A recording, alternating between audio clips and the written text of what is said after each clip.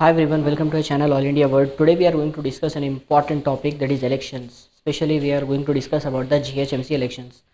अब आप देख सकते हो हैदराबाद में जैसे कि 2016 में जो है इलेक्शंस हुए थे GHMC के, अब टाइम आ गया है कि फिर से इलेक्शंस होने वाले हैं।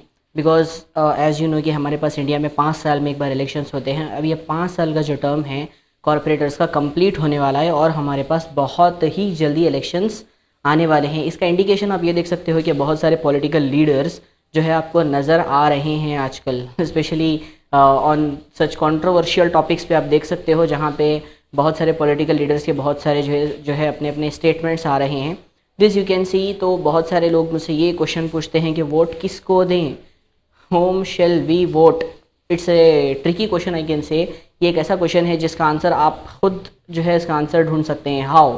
What you have to do is you have to check the candidate. आपको जो है सबसे पहले ये देखना है, कैंडिडेट देखना है, कैंडिडेट की पार्टी देखना है, कैंडिडेट कौन सी पार्टी से कंटेस्ट कर रहा है, कैंडिडेट का बैकग्राउंड चेक करिए, कैंडिडेट का जो है प्रीवियस इलेक्शन से लेके अभी तक जो वर्क है वो वर्क चेक करिए, यानी कि इट मीन्स परफॉर्मेंस चेक करिए। और कैंडिडेट का एजुकेशन क्वालिफिकेशन भी चेक करिए। हालांकि एजुकेशन क्वालिफिकेशन मैंडेटरी नहीं है as you know election contest करने के लिए।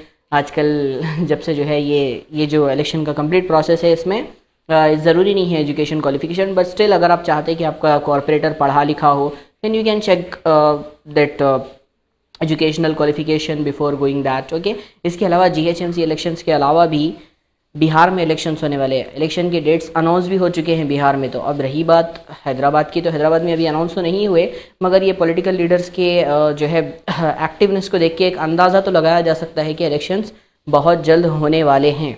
तो अब इसमें बहुत सारे पॉलिटिकल पार्टी से GHMC इलेक्शंस में जो लास्ट टाइम कंटेस्ट करे थे, जिसमें जो है कांग्रेस पार्टी है, इंडियन नेशनल कांग्रेस पार्टी एक हो गई, और AIMIM that is all India Majlis Ittehadul Muslimeen. उसके अलावा जो है TRS दैट इज़ तेलंगाना राष्ट्र समिति। उसके अलावा जो है BJP TDP, ये दोनों अलायंस में थे। भारतीय जनता पार्टी और Telugu Desam party contested the election in an alliance. ठीक है। उसके बाद जो रिज़ल्ट आया, रिजल्ट से पहले बहुत लोग बहुत कुछ क्लेम करे। कांग्रेस का क्लेम अलग था, TRS का क्लेम अलग था, और MIM का क्लेम अलग था। MIM का क्लेम मुझे याद है कि शहर हमारा मेयर हमारा, वो लोग एक स्लोगन भी दिए थे। लेकिन इलेक्शन में जो है कुछ अलग ही रिजल्ट्स आया। इलेक्शन का रिजल्ट ये आया कि TRS backed around 99 seats. TRS के जो है आउट ऑफ 150, क्योंकि वो टाइम पे जो है 150 वार्ड्स में जो है हैदराबाद का जो इलेक्शन था GHMC का, उसको जो है 150 वार्ड्स में बांटा गया था।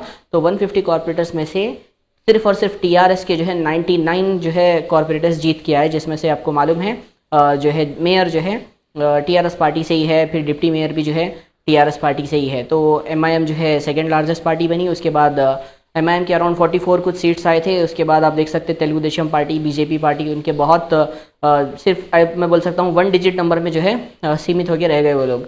तो इवन कांग्रेस को भी बहुत कम सीट्स आए।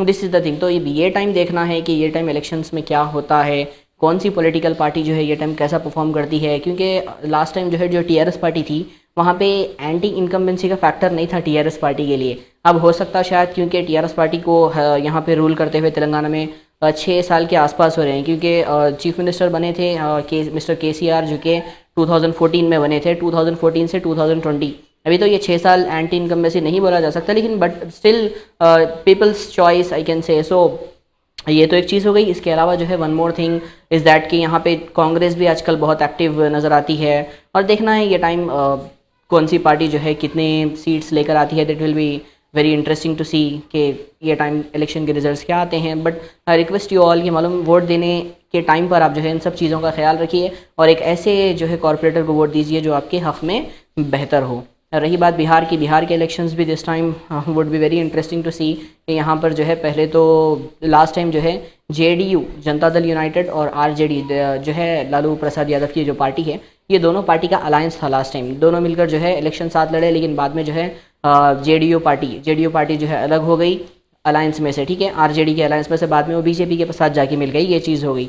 अब ये time it will be different scenario, because BJP और JDU जो है साथ इलेक्शन लड़ने का ये लोग का चांस है। अब RJD कांग्रेस शायद महागठबंधन वो लोग बना सकें। अब उसके बाद रही बात कांग्रेस की, कांग्रेस शायद अलायंस में उनके साथ लड़े, शायद बोल नहीं सकते। उसके बाद रही बात और ये टाइम जो है इलेक्शंस में शायद कन्हैया कुमार भी एक इंपॉर्टेंट रोल प्ले करें। उसके साथ साथ एम जो कि प्रीवियस बिहार के इलेक्शंस में बहुत अच्छा परफॉर्म करी है। अब देखना है कि ये बार क्या होता है। सो देखेंगे हम क्या होता है जीएचएमसी इलेक्शंस में या बिहार इलेक्शंस में।